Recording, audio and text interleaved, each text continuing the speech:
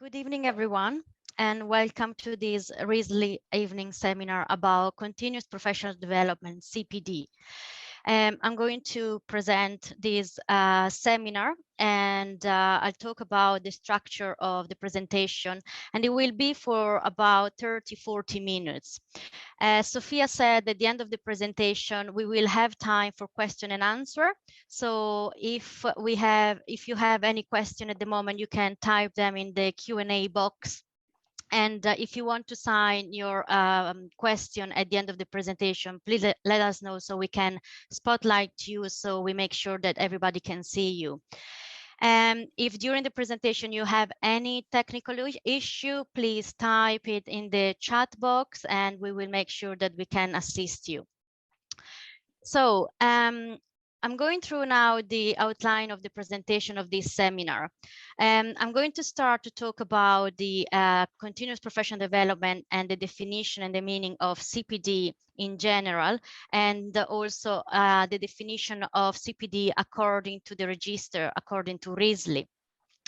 Then we will talk about the categories of CPD within RISLI, the different types of CPDs. We will talk about the CPD hours required during your CPD cycle, both for hearing interpreters and for deaf interpreters. We will talk about the evidence, so the type of documents and that you have to keep when you do your CPD trainings. How to maintain a CPD portfolio. So again, the document that you have to keep as a proof for yourself and for your own professional career record. We will talk about how to plan CPD through using your personal learning plan. We will go through that in detail. We will show you the templates that you can use for your CPD cycle, different templates that RISLI can provide, and the CPD check process. So when an interpreter is audited at the end of the CPD cycle. So we will explain in detail what happens. So within this presentation this evening, the aim is to, as Margaret said, to assist you to understand how to successfully meet your CPD requirements, the types of CPDs and activities that you have to maintain, that you have to achieve during your year cycles, how RISLI can support you during the CPD cycle, how to keep track of your CPD, and the resources that RISLI can provide to support you. So let's have a look at what is continuous professional development. So what is CPD? Sorry, there is something here. Okay, so according to RISLI policy, CPD is defined as any formal professional learning activity, reflective self-development activity, or deaf community involvement which directly contributes to your professional development as an interpreter. So CPD is a combination of activities that will help you to maintain and improve your skills and your knowledge, and also to achieve professional goals in order to advance throughout your professional career. So CPD can be any educational activity like training, workshops, seminar, debriefing, conferences, anything that will help you to develop certain skills, to improve professional performance standards, always with the aim to progress within your professional career. So for RISLI, CPD is extremely important because it demonstrates that you're maintaining and constantly developing and improving your skill within your practice. So CPD is for all profession at any stage of the career. It's not only for new professionals, but also for more experienced professionals who want to expand the range and working settings and acquire new knowledge. So CPD is essential because it ensures professionals continue to be competent in the profession. It is an ongoing process and it continues throughout the professional career. And so this is the definition of CPD in general and CPD according to RISLI. Within RISLI, we have 3 types of CPD categories: structured CPD, unstructured CPD, and deaf community engagement CPD. So now we're going through in details for each one. So structured CPD, you can have a look at the PowerPoint. So under the RISLI policy, structured CPD activities are professional development activities which take place in formal learning settings and have clearly stated learning outcomes. So any educational activities, any workshops, any training that are structured and that have pre-arranged learning opportunities. So normally are those already organized by training providers, organizations, lecturers, and any other association. So normally they are structured, designed with a scope, with aim, with learning outcomes that attendees have to acquire and complete at the end of each structured CPD. I'm going to give you a few examples of structured CPD. So, for example, structured CPD can be any events, any training for interpreters, any workshop, specifically and focusing mainly on the interpreting profession. So, for example, a CPD on fingerspelling, a CPD on ISL into English, or for example, sign language interpreting in specific settings like interpreting medical setting or interpreting legal setting. So anything, any educational activity focusing mainly on the interpreting profession. Structured CPD can also be any training, workshops, and seminar and conferences relevant to the interpreters. So more general courses that are not specifically for interpreting, for sign language interpreters, but can be general and can be helpful and also beneficial for the development of our profession.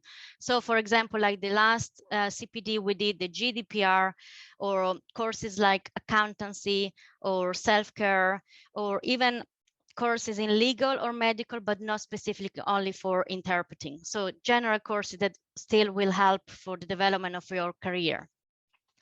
Any qualification relevant to your interpreting practice. So if you receive any diploma, any degree, for example, in law, nursing, accountancy, any qualification, certificate or diploma can be considered a structured CPD. Formal supervision and mentoring. So if you receive formally supervision or mentoring by, of course, a mentor or a supervisor, you can count the hours toward the structured CPD, both the mentor and the mentee. Any pre-recorded or online seminar and webinars, so where you have formally registered in advance. So any online courses, webinar you find online in Ireland or abroad. So for example, if there is another sign language interpreting association organizing a CPD in the UK and you formally register and complete the CPD, this can be counted as structured CPD hours. So those are all examples of how to achieve structured CPD during your CPD cycle. The second category is unstructured CPD. So again, under RISLI policy, unstructured CPD activities are reflective activities or practices which assist practitioner to contribute to their professional development. So the unstructured CPD are those that then they don't have stated learning outcomes. So you're not attending a formal structure, prearranged training. You don't have to register, but they still help you. The aim is still to develop your professional practice and achieve your goals. So this is the main difference between the structured and unstructured CPD. They are informal. So I give you examples of unstructured CPDs. They can be shadowing or observing. So for example, if you shadow or observe other professional interpreters at work, so following a debriefing session for feedback, critical and constructive feedback, all these information can be counted as unstructured CPD. When you attend formal meetings or informal meetings for interpreters, where you discuss the practice of interpreting, where you meet with interpreters to discuss about anything related to the profession. Both formal meetings and informal meeting can be considered unstructured CPDs. Receiving and reflecting feedback from clients and colleagues. Also, receiving informal mentoring and supervision. So, for example, informal peer group supervision, or maybe peer-to-peer meeting where you receive informal feedback from a colleague, or also support or meeting with more experienced interpreters or lecturers or trainers, an informal meeting. Private study, like, for example, reading articles, books, journals, reports, seminar papers, or even watching interpreting presentation on YouTube and Vimeo. If you're researching or writing articles, papers, books, or any other publication as well. If you are involved in developing and delivering a relevant training course, for example, a structured CPD workshop or a training, that can be considered unstructured CPD hours. And if you are involved in a committee, a subcommittee, or any other group within the association where you help to develop activities for the profession, for example, like if you are part of RISLI or any other deaf-led organization or any other association, you can count the hours towards unstructured CPD. So those are all examples of the second category of unstructured CPD. The third category, it's called Deaf Community Engagement CPD, DCE. And this defined, according to RISLI policy, as attendance at deaf community events and activities for the purposes of maintaining and improving Irish Sign Language receptive and productive skills, and broadening knowledge and familiarity with Irish deaf culture, history, and politics.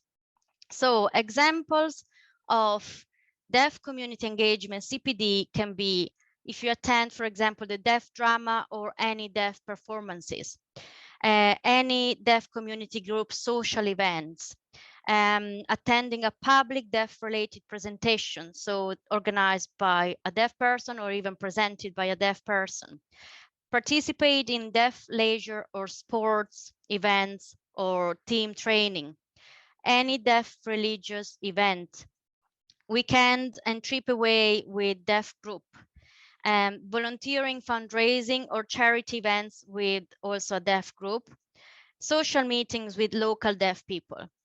Those are just a few examples of deaf community engagement CPD. So as you can see, any events, any activity within the deaf community and with deaf people can be considered deaf community CPD, engagement CPD.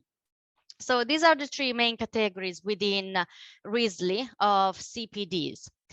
Now we are going to have a look at the hours required that you have to achieve during your CPD cycle. So we're going to have a look at the hours required for hearing interpreters and for deaf interpreters. So within each CPD cycle, which is 12 months from the day you register with RISLI, you have to complete 12 hours of CPDs for the first year of your registration with RISLI. So as you can see from the table, 12 hours in total, And the three categories are 6 hours minimum for structured CPD, 2 hours for unstructured CPD, and 2 hours for deaf community engagement CPD, each for the first year of the CPD cycle. The last category, registrant choice. So the 2 hours in order to complete the 12 hours, it's up to the registrant, it's up to the interpreter. If you want to complete it and do 2 hours of structured CPD, 1 hour of unstructured CPD, or 1 hour structured CPD, it's up to the registrant how to complete the full total CPD cycle, the 12 hours for the CPD cycle.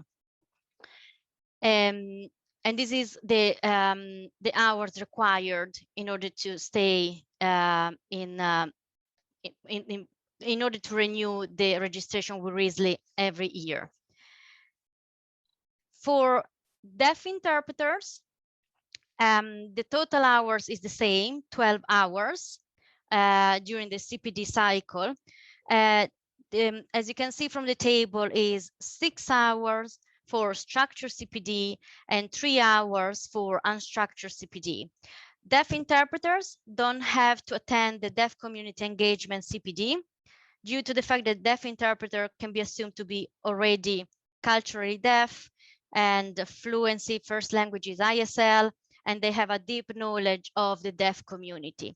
So it's only structured CPD and unstructured CPD. And for the same, the registrant choice, the last 3 hours, again, it's up to the registrant, it's up to the interpreter to decide which one category they can pick to complete the 12 hours for the CPD cycle.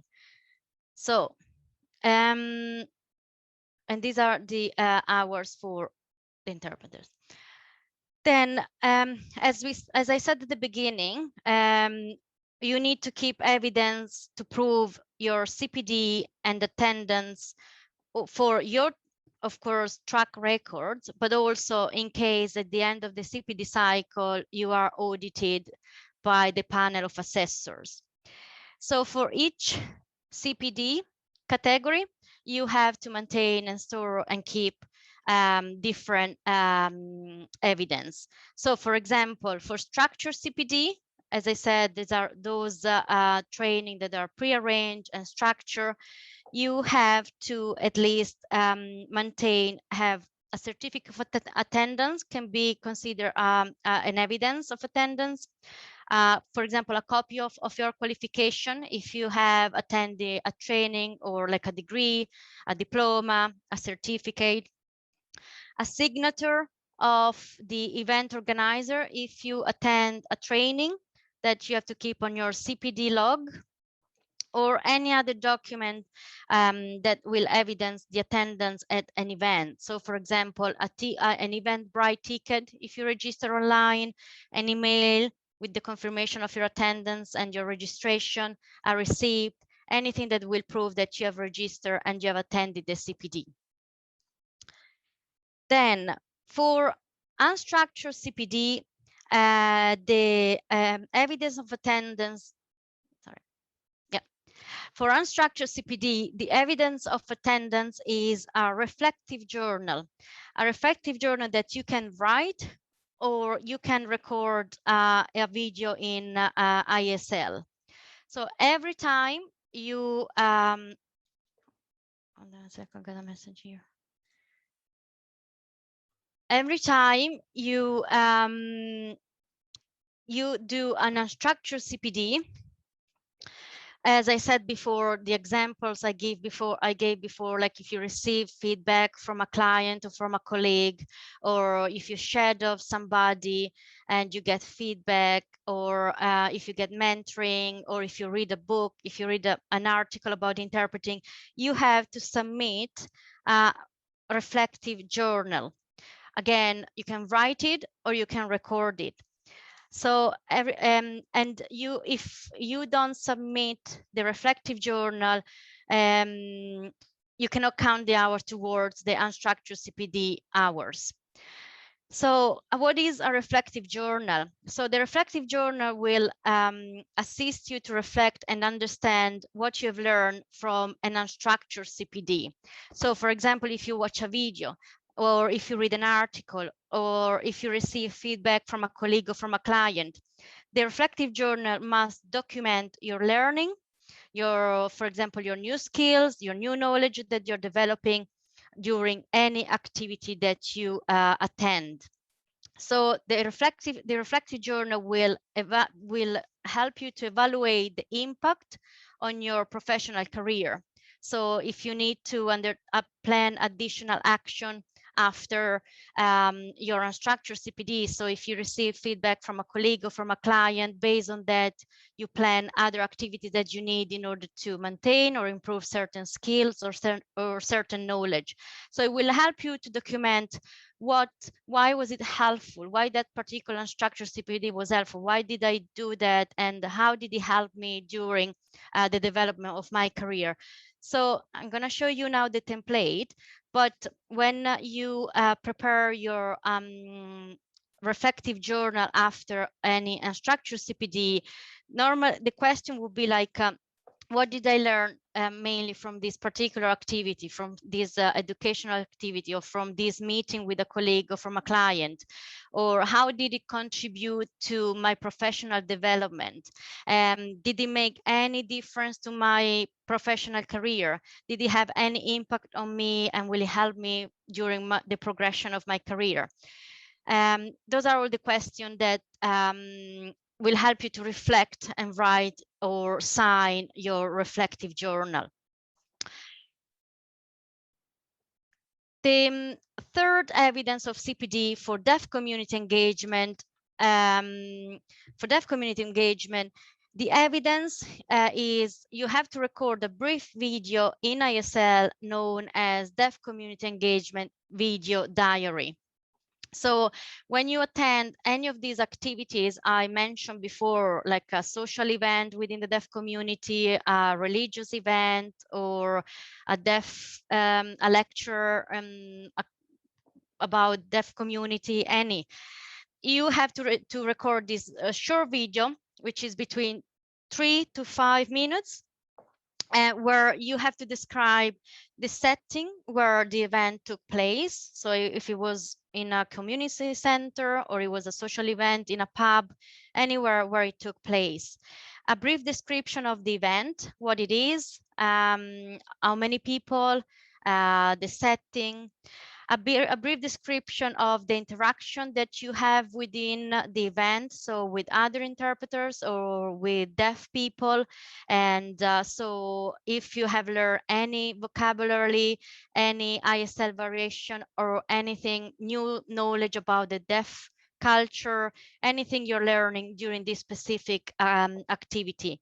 If you learn any new grammatical information, describe what happened during that particular event, always with the aim to understand what you've learned, and if you have achieved new skills or new knowledge.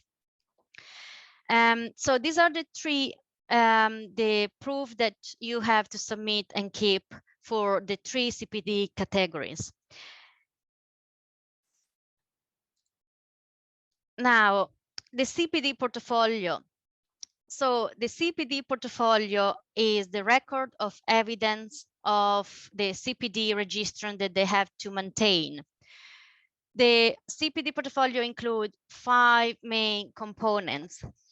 So the first one is the personal learning plan. So the registrant use the personal learning plan to identify the learning and the needs that they want to plan during the CPD cycle, and describe the what they want, the learning outcomes within the year. After this, we're going to show you an example. Within the CPD portfolio, you have to maintain the evidence of attendance. So as we said before, with structured CPD, you have to maintain any document that prove that you have attended and completed the structured CPD. So for example, again, certificate of attendance, any copy of a qualification you achieve, a signature on your CPD log, from an organizer, from a trainer, or any other document that evidence your attendance and the completion of your CPD, of your structured CPD. Then the reflective journal, as I said, for unstructured CPD, so a piece of reflective writing or an ISL video that will include and provide information on what you've learned from that particular CPD activity and how it contributed to your professional development as an interpreter. So both either writing or recording in ISL, a video. A deaf community engagement video diary. So as I said before, a video between 3 to 5 minutes when you attend an event within the deaf community. So this short video where you describe in details the event, what you've learned, for example, new vocabulary, new ISL grammar, or any cultural features of the deaf community, anything that make you reflect or learn during that particular activity. And the last is the CPD log, where you have to provide information such as the name of the CPD, the date and the time of the CPD, whether it was a structured CPD, an unstructured CPD, or a deaf community engagement CPD, and the duration, so the amount of hours, and the signature of the organizer or the trainer. So we were talking about the personal learning plan. So how to plan your CPD using your personal learning plan. This is a RISLI template that we can provide to the interpreters when they prepare the PLP, but feel free to use any other document if you prefer. There are so many other templates online as well. So the personal learning plan is compulsory and mandatory to prepare, because in case if you're called for auditing at the end of your CPD cycle, they will request a copy of your personal learning plan. So when you develop your personal learning plan, as you can see from the template, the main questions are, what do I want to learn or improve over the next 12 months? And what learning activities will I carry out to achieve these over the next 12 months? So when you plan your PLP with what you want, with your goals, so with the CPD and activities you want to attend, you always have to keep in mind that the courses and the CPD should be linked to the advancement of your professional career or even personal professional career, and they should have an impact on your current profession and also have to support your progression and your career advancement during the years, during the next 12 months in this case. So the aim of the personal learning plan would be to help you to set out your goals.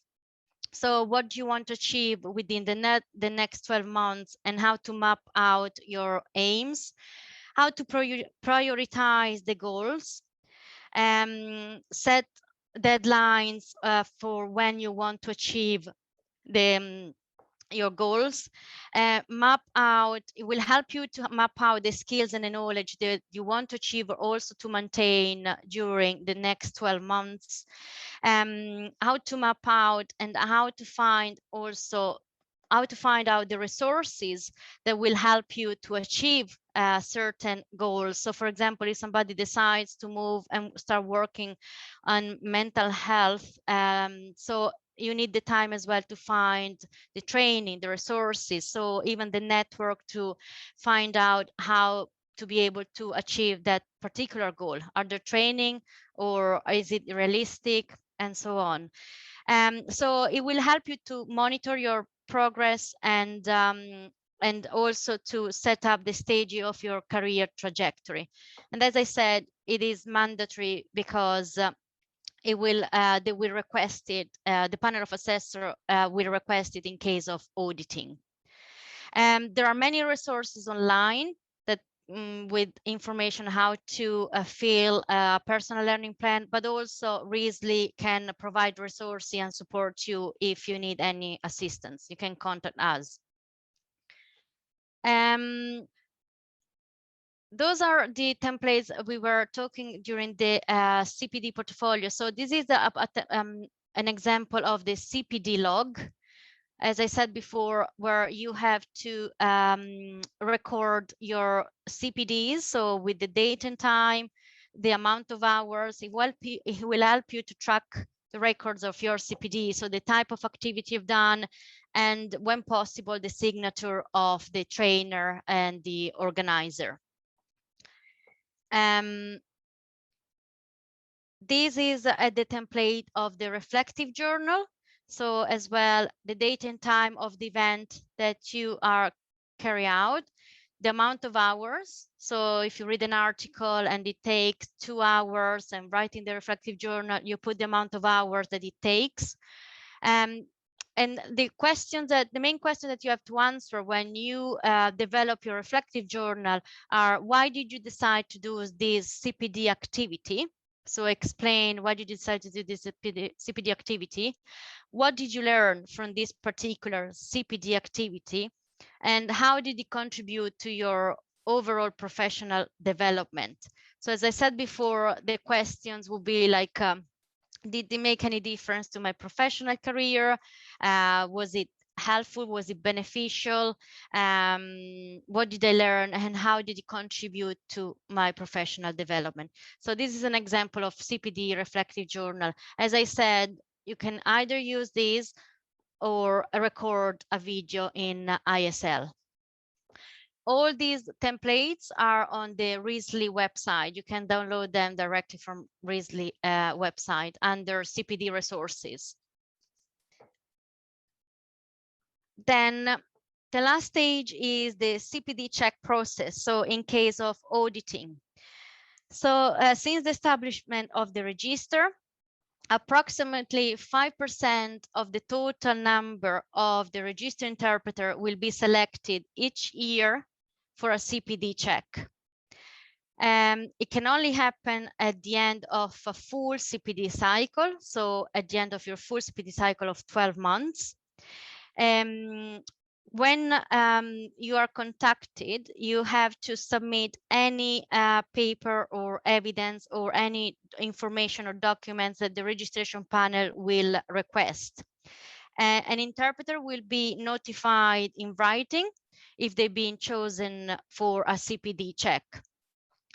Then the panel of assessor will assess your CPD portfolio. So to verify the information and to go through any documents and material resources that you have to submit, that the registration panel will request you to submit. Again, the panel of assessor will complete a CPD check report and to check if all the information are satisfactory or not satisfactory. Registered interpreters may apply to have their CPD requirements and practice breaks reduced or suspended for the CPD cycle. So for example, if an interpreter goes on maternity leave or for illness or injury, so you have to submit a request to the registration panel explaining the reasons, and the registration panel will notify the registrant on their decision. So RISLI resources, as we said at the beginning, myself and Margaret, that we will support registrant to make sure that you successfully meet your CPD requirements. So we are developing every year, we started to develop a CPD calendar where we organize CPD monthly. So as you could see, we had the GDPR CPD in February, we had the VRS this month, and next month we are going to have a religious CPD. So we will plan and give the opportunities to interpreters to have CPDs all over the year to help to achieve the hours. We develop every month the RISLI newsletter, where we provide resources. So for example, like articles, pre-recorded interpreting presentation, or if we find any event abroad, any webinar, we will try to collect and gather resources, and we will publish them on our RISLI newsletter every month. And you can find each newsletter on the RISLI website, and you can download them from the website. As well, okay, the RISLI website is another resource where we have a calendar as well, where we update it regularly with any event. So for example, we are in contact with deaf-led organization every time to find out if there are deaf events. And so keep an eye on the calendar on the RISLI webinar for updates. And also we are quite active on the social media, on RISLI Facebook and RISLI Twitter for any updates or any information.